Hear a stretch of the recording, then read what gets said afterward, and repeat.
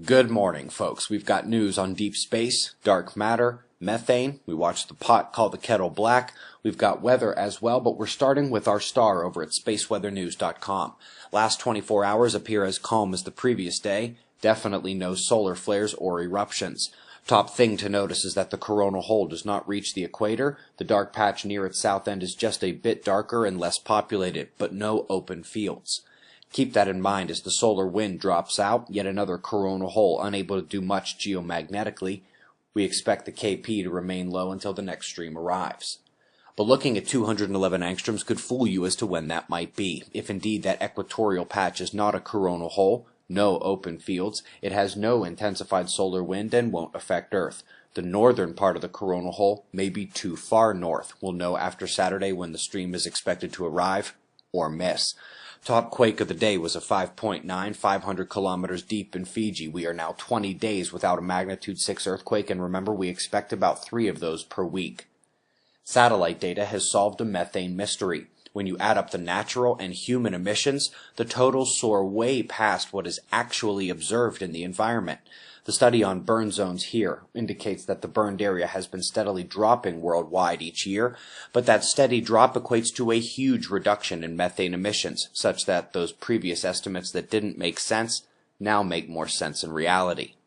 Splendid article here on exoplanet water worlds, making a big case for habitability, and most importantly for astrobiology buffs here, no need for the chemical cycling that is present on planets with active geology. That is quite a claim. Top story today is an enlightening piece on dark matter, or lack thereof. They say that it is merely the interstellar medium acting as the glue in the dark matter halo outside the visible galaxy disk, and this actually makes sense. In our solar system, the solar wind plasma goes out past Pluto and then finally builds up near the outer edge of the solar system. There is ion galactic wind too, and it all streams outward from the center, just like here in our neighborhood with the sun.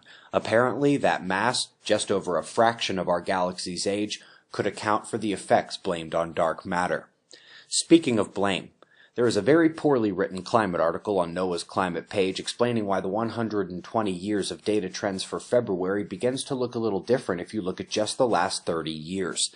The article proceeds to call the second graph cherry picking, saying they don't have a complete picture of the climate data with just 30 years of information, only a trend, and that using a limited data set can give a false impression of understanding. Not unlike ignoring 2,000 years of global temperatures, or the ice age for which we are titanically overdue and which will drop temperatures 9 times the amount of warming caused by humans, according to their own data, which makes the 120-year period chosen utterly arbitrary, just like the 30 years, offering a false sense of large-scale understanding, just like the 30 years, and representing cherry-picking at its finest.